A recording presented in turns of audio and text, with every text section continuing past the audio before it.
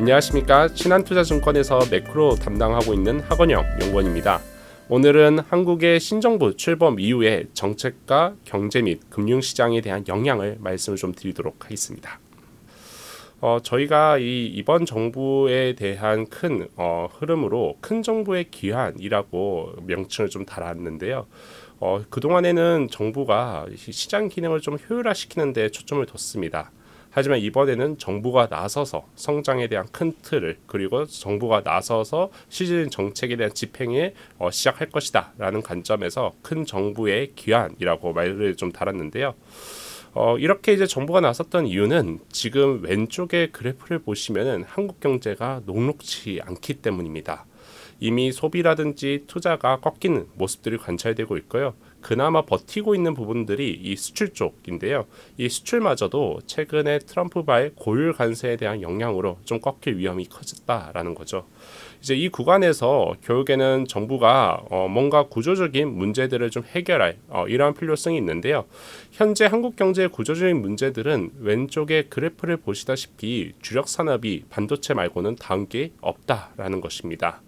현재 AI, IT 쪽, 그러니까 반도체를 비롯한 AI, IT 쪽은 수출이 잘 나오고 있지만 나머지 주력 성장 산업들이 부재한 가운데서 가운데 그래프를 보시면은 반도체를 다음으로 한 유망 수출 품목들의 비중이 여전히 올라가 있지 못하고 있는 상태입니다.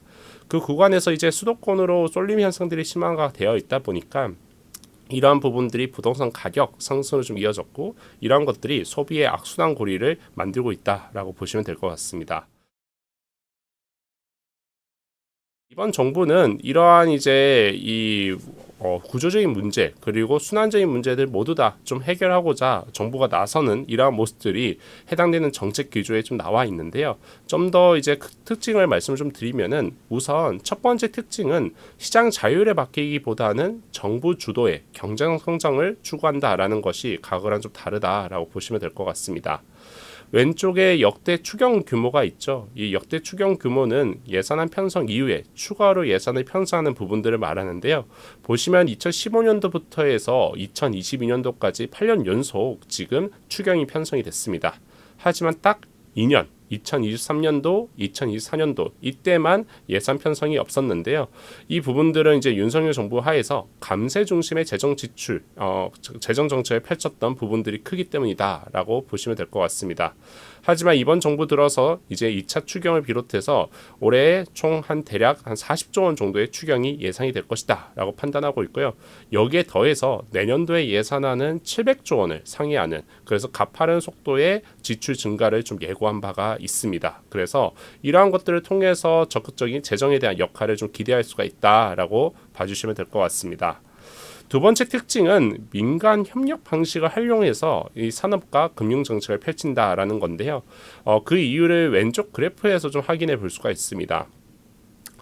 정부 지출을 소비와 투자로 좀 구분해서 보시면은 정부 소비는 계속적으로 늘고 있는 것을 확인해 볼 수가 있습니다. 이 정부 소비에 해당되는 부분들이 대부분 사회보장 지출 쪽인데요.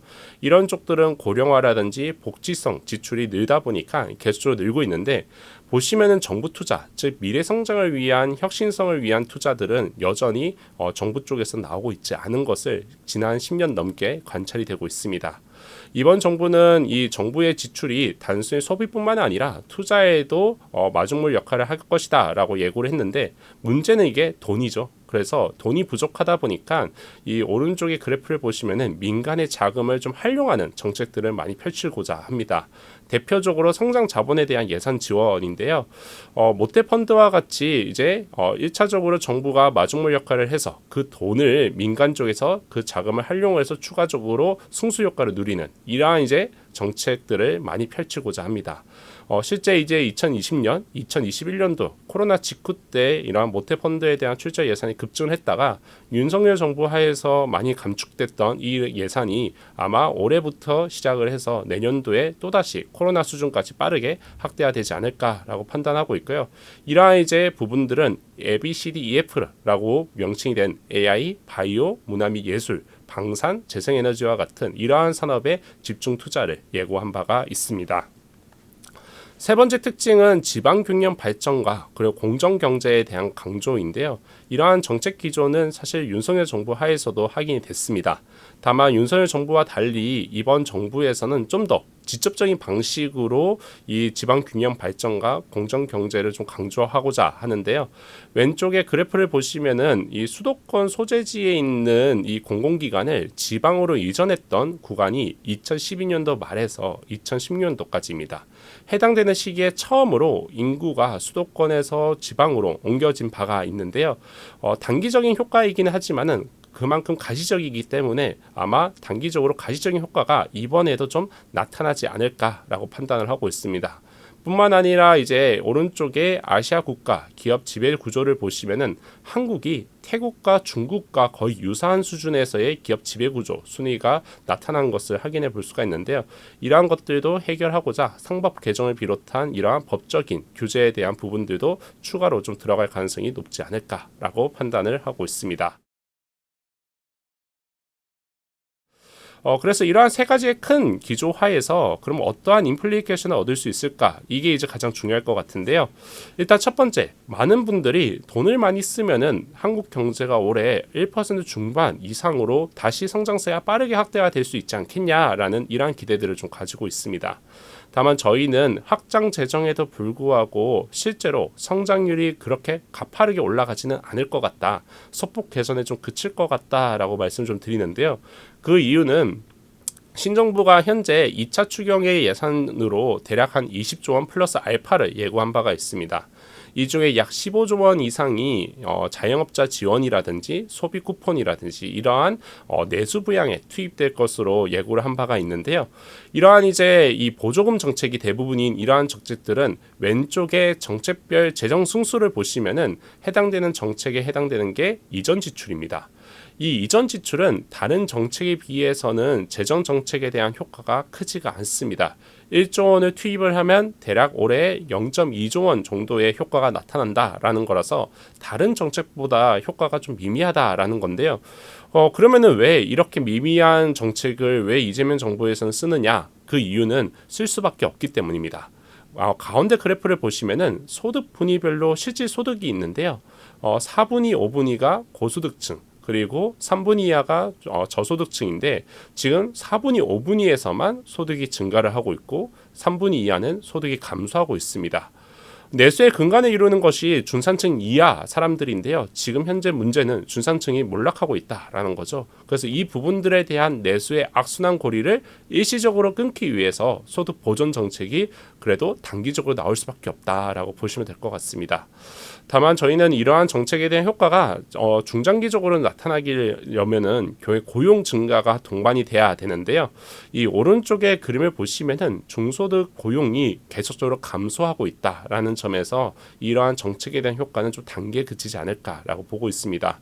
그래서 기존에 저희가 올해 한국 경제 성장률을 0.8% 정도로 좀 전망을 하고 있었는데요.